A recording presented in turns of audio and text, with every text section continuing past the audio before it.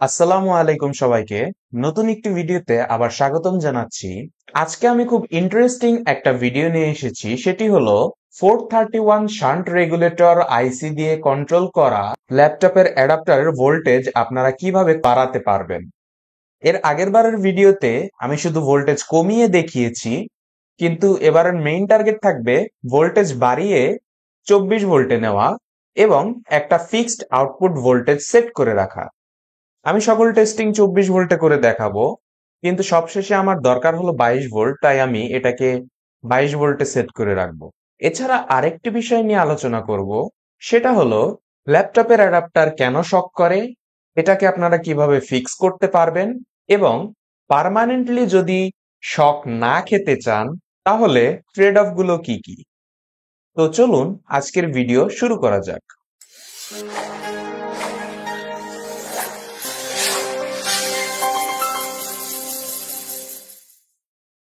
এর আগের laptop modification ভিডিওতে আমি বলে দিয়েছিলাম যে প্রত্যেকটা অ্যাডাপ্টারের ডিজাইন আলাদা হয় এবং ল্যাপটপ অ্যাডাপ্টার গুলো আউটপুট ভোল্টেজ কিভাবে সেট করে। আপনারা চাইলে ওই ভিডিওটা দেখতে পারেন প্রথমে। এখন এটা একটা ডিফারেন্ট কাইন্ড অফ অ্যাডাপ্টার। এটাতে যে টেকনোলজিটা ইউজ করা হয়েছে সেটা হলো 431 শান্ট ভোল্টেজ রেগুলেটর দিয়ে এটার আউটপুট ভোল্টেজটা কন্ট্রোল করা হয়। আপনাদের অনেকের দাবি ছিল যে ভাই 431 রেগুলেটরের একটা অ্যাডাপ্টারকে মডিফাই করে দেখান, তো আপনাদের জন্যই আজকের এই ভিডিও। 431 রেগুলেটরের তিনটি পিন থাকে, আপনারা এখানে দেখতে পাচ্ছেন: ক্যাথোড, অ্যানোড এবং রেফারেন্স ভোল্টেজ। পজিটিভ এবং নেগেটিভ থেকে রেজিস্টরের মাধ্যমে একটা নির্দিষ্ট ভোল্টেজ সেট করে দেওয়া হয় এই রেফারেন্স ভোল্টেজ পিনে। সেই অনুযায়ী অপ্টোকাপলার কন্ট্রোলড হয় এবং আউটপুট ভোল্টেজটা কত হবে সেটা সেট হয়। ভোল্টেজ বাড়ানোর জন্য আমাদের এই রেফারেন্স ভোল্টেজটাকে বাড়িয়ে নিতে হবে। এজন্য পজিটিভ থেকে যে রেজিস্টরটা গেছে রেফারেন্স ভোল্টেজে, সেই রেজিস্টরটা আমি প্রথমে খুলে নিব। এরপর অনেক ইম্পর্টেন্ট একটা কাজ করব, এটা না করলে আপনার অ্যাডাপ্টারটা ব্লাস্ট হয়ে যেতে পারে। সেটা হলো, এখানে দেখুন 25 ভোল্টের ক্যাপাসিটর লাগানো আছে, কিন্তু আমরা নেব হলো 24 ভোল্ট। ইলেকট্রনিক্স যন্ত্রে যে পরিমাণ ভোল্টেজ আমরা আউটপুট নেই, তার থেকে প্রায় দ্বিগুণ ভোল্টেজের ক্যাপাসিটর সেখানে লাগাতে হয়। এখানে যদি আমি 25 ভোল্টের ক্যাপাসিটর রেখে দিতাম তাহলে জিনিসটা খুবই রিস্কি হয়ে যেত, যে কোনো সময় ক্যাপাসিটর গুলো ব্লাস্ট হয়ে যেতে পারতো। এজন্য এই ক্যাপাসিটর গুলো চেঞ্জ করে আমি লাগাবো হলো টোটাল 2000 মাইক্রোফ্যারাড 35 ভোল্টের ক্যাপাসিটর। যদিও দ্বিগুণ নয়, তারপরেও আমি যেহেতু 22 ভোল্ট নিব সেহেতু এই ক্যাপাসিটর গুলো সেফ। আচ্ছা, এখন অ্যাডাপ্টারে যে কারেন্ট শক করে সেই বিষয়টা নিয়ে আলোচনা করা যাক। আমাদের কারেন্টের লাইনে আমরা সাধারণত 2 তার ইউজ করে থাকি বাংলাদেশে, কিন্তু অ্যাকচুয়ালি কিন্তু ইউজ করার কথা হলো 3 তার: লাইভ, নিউট্রাল এবং গ্রাউন্ড। লাইভ এবং নিউট্রাল তার আমরা ইউজ করি, কিন্তু গ্রাউন্ডটা ইউজ করি না।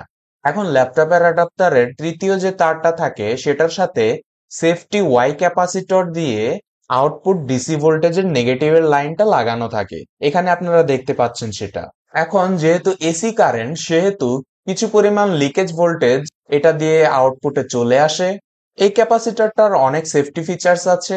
যদি ওভার ভোল্টেজ চলে আসে, ওভার ভোল্টেজ বলতে আমি বোঝাচ্ছি থান্ডারবোল্ট বা বিদ্যুতের ডাক যদি চলে আসে, তাহলে এটা আপনার অ্যাপ্লায়েন্সকে বাঁচায়। তারপর কিছু নয়েজ সাপ্রেসের ক্ষেত্রে ব্যবহার করা হয়। ইলেকট্রোম্যাগনেটিক ইন্টারফারেন্সকে রিডিউস করতেও এটা কিছুটা কাজ করে। তো এখন অ্যাডাপ্টারের শক থেকে বাঁচার জন্য আপনার করণীয় কি?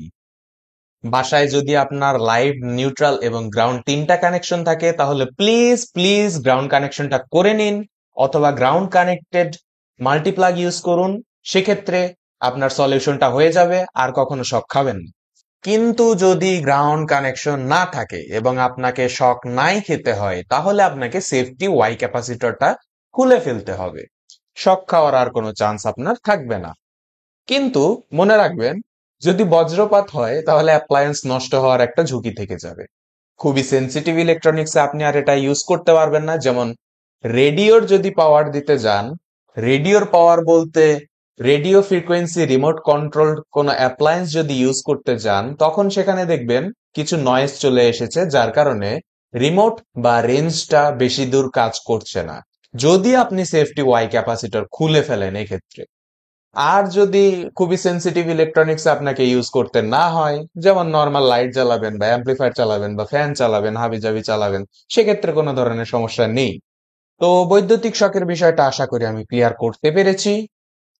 এখন ক্যাপাসিটর চেঞ্জ করা আমার শেষ। রেজিস্টরটাকে খুলে রেজিস্টরের যে 2 পয়েন্ট ছিল সেই 2 পয়েন্টে 2টা তার লাগিয়ে নেব। এদিকে এসি ইনপুট দেব, এবং না, আমারও গ্রাউন্ড কানেকশন করা নাই, সেক্ষেত্রে আউটপুটে কিছু পরিমাণ শক আমারও খেতে হয়। যাই হোক, সেটা বিষয় না। অ্যাডাপ্টারের আউটপুট ভোল্টেজের তার লাগিয়ে নিলাম। এক্ষেত্রে দেখতে পাচ্ছেন এসি ইনপুট দেওয়ার সাথে সাথে 19.8 ভোল্ট আউটপুট আছে। এখন এটাকে আমি বাড়াবো। এই ক্ষেত্রে ডিফল্ট রেজিস্টরটাকে একটু লাগিয়ে নিয়েছিলাম টেস্ট করার জন্য। এখন 10 কিলো ওহমসের একটা ভ্যারিয়েবল রেজিস্টর আমি নিব। ভ্যারিয়েবল রেজিস্টরের একটা পয়েন্ট লাগাবো অ্যাডাপ্টারের পজিটিভ পয়েন্টে এবং আরেকটা পয়েন্ট লাগাবো হলো 431 ভোল্টেজ রেগুলেটরের রেফারেন্স পিনে। ভ্যারিয়েবল রেজিস্টরটাকে বাম দিকে ঘুরিয়ে একবারে জিরোতে সেট করে নিলাম। এরপর অ্যাডাপ্টারের সাথে এসির কানেকশন দিয়ে দিলাম এবং আউটপুটে ভোল্টেজ মিটার লাগিয়ে দেখতে পাচ্ছি কত ভোল্ট আসে। প্রথমে 8, 9 এবং 10 ভোল্টের মধ্যে লাফালাফি করছে। পোটেনশিওমিটারটা ডান দিকে ঘোরাতে ঘোরাতে ভোল্টেজটা লাফালাফি করার রেঞ্জটা একটু বেড়ে গেল। 10 থেকে 12, এরপর 11 থেকে 13, 12 থেকে 14, এরকম ভাবে বাড়ছে। কিন্তু ভোল্টেজটা আপনারা লক্ষ্য করুন স্টেবল না, এবং লাইটটাও লাফালাফি করছে। এর কারণ ভোল্টেজ কমাতে গেলে আউটপুট নেগেটিভের সাথে রেফারেন্সের রেজিস্ট্যান্সের কানেকশন করতে হবে, পজিটিভের সাথে না। পজিটিভের সাথে করে আমরা শুধু ভোল্টেজ বাড়াতেই পারবো এই 431 আইসির সার্কিট গুলোতে। এখানে দেখতে পাচ্ছি ফুল রেঞ্জ ঘুরিয়েও এই পোটেনশিওমিটার দিয়ে আমি ভোল্টেজটাকে বাড়াতে পারলাম না। তাই এখন 10 কিলো ওহমসের পোটেনশিওমিটারকে চেঞ্জ করে 50 কিলো ওহমসের পোটেনশিওমিটার লাগালাম, এবং এসি লাইন দেওয়ার সাথে সাথে দেখতে পাচ্ছেন এটাও লাফালাফি শুরু করলো 20 থেকে 27 ভোল্টের মধ্যে। তার মানে ভোল্টেজ অতিরিক্ত বেড়ে গেছে। অতিরিক্ত কমে গেলে অথবা অতিরিক্ত বেড়ে গেলে দুই ক্ষেত্রেই অ্যাডাপ্টারটি লাফালাফি শুরু করবে, কারণ এটার তো একটা লিমিট আছে। যাই হোক, 50 কিলো ওহমসের রেজিস্টরটাকে ঘুরিয়ে একটা নির্দিষ্ট জায়গায় আসলে 24 ভোল্ট আউটপুট সেট হচ্ছে। আউটপুটে 24 ভোল্টই থাক, এবং দেখি কতটুকু লোড নিতে পারে এই অ্যাডাপ্টারটি। এখন 24.4 ভোল্ট আউটপুটে দেখতে পাচ্ছি হালকা একটু লোড, যা 1 থেকে 1.5 এম্পিয়ার দেওয়ার সাথে সাথেই অ্যাডাপ্টারটি বন্ধ হয়ে যাচ্ছে। তার মানে অ্যাডাপ্টারটা বলার চেষ্টা করছে যে এটা আমার রেঞ্জের বাইরে, কোনো রকমে চেপে চুপে 24.4 ভোল্ট আউটপুটটা আমি শো করছি, কিন্তু আসলে এটা আমার নেওয়ার ক্ষমতা নাই। যাই হোক, পোটেনশিওমিটারটা ঘুরিয়ে এক্স্যাক্টলি 24 ভোল্ট আউটপুট সেট করলাম এবং এখন লোড দিচ্ছি, এবং দেখুন কতখানি লোড এটা নেওয়ার সক্ষমতা রাখে। অ্যাডাপ্টারটা কিন্তু ডিজাইন করা হয়েছে অনলি 95 ওয়াট আউটপুট দেওয়ার জন্য, কিন্তু তারপরেও 100 ওয়াটের বেশি এটা নিমেষেই নিয়ে নিচ্ছে। 23.6 ভোল্টে 5.75 অ্যাম্পিয়ার, যা 136 ওয়াট, এই লোডটাকে ওই অ্যাডাপ্টারটা নিমিষেই নিয়ে নিচ্ছে। এখন আমি পোটেনশিওমিটারটাকে ঘুরিয়ে আমার প্রয়োজনীয় 22.5 ভোল্ট সেট করে নিয়েছি, এবং পোটেনশিওমিটারটাকে খুলে দেখব এর আউটপুট রেজিস্ট্যান্সটা বর্তমানে এক্স্যাক্টলি কত। সেটা মাপার জন্য আমি মাল্টিমিটারের রেজিস্ট্যান্স ফিচারটা ইউজ করে দেখব। 14.3 কিলো ওহমস দেখাচ্ছে। তো বিভিন্ন রেজিস্টর দিয়ে আমি 14.3 কিলো ওহমস বানিয়ে নিব, এবং এই রেজিস্ট্যান্সকে আমি অ্যাডাপ্টারের সার্কিটের আগে যে রেজিস্ট্যান্সটা খুলেছিলাম ঠিক সেই জায়গাতেই লাগিয়ে দেব। এতে করে আপনারা দেখতে পাচ্ছেন আউটপুটে 22.5 ভোল্ট দেখাচ্ছে, এবং এটাই এক্স্যাক্টলি আমার প্রয়োজন ছিল।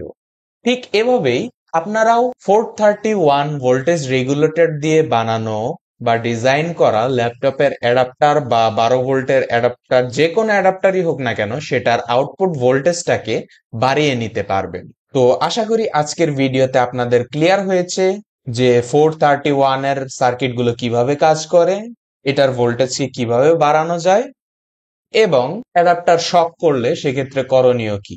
তো ধন্যবাদ সবাইকে। এরকম ইনফরমেটিভ ভিডিওগুলো পেতে অবশ্যই আমার চ্যানেলটা সাবস্ক্রাইব করবেন এবং ভিডিওগুলোকে অবশ্যই শেয়ার করে দিবেন। আজ এ পর্যন্তই। পরবর্তী আবার কোনো ইনফরমেটিভ ভিডিওতে দেখা হবে আপনাদের সাথে। আসসালামু আলাইকুম।